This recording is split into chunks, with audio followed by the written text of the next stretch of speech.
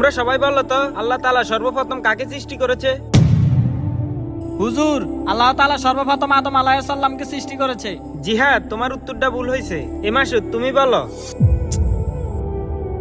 কি হয়েছে মাসুদ? হুজুর, আমি বলি কি? তুই এই প্রশ্নের উত্তর দিবি? ওই দেখ কি বলে।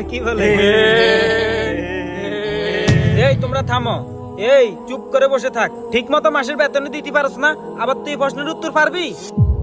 হুজুর, আমি পারবো, আপনি শুনেন। আচ্ছা দেই বল।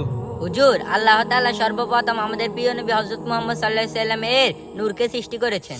মাশাআল্লাহ। আচ্ছা তাহলে বলো তো আমাদের নবীর নূর থেকে আল্লাহ তাআলা কি কি সৃষ্টি করেছে?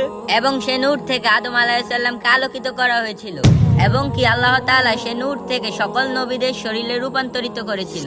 তারপর একদিন সে নূর মা আমেনার গর্ভে এসেছে। তারপর সমস্ত বিশ্ব আলোকিত হয়ে ওঠে। সেই মা আমেনার পুত্র সর্বশ্রেষ্ঠ।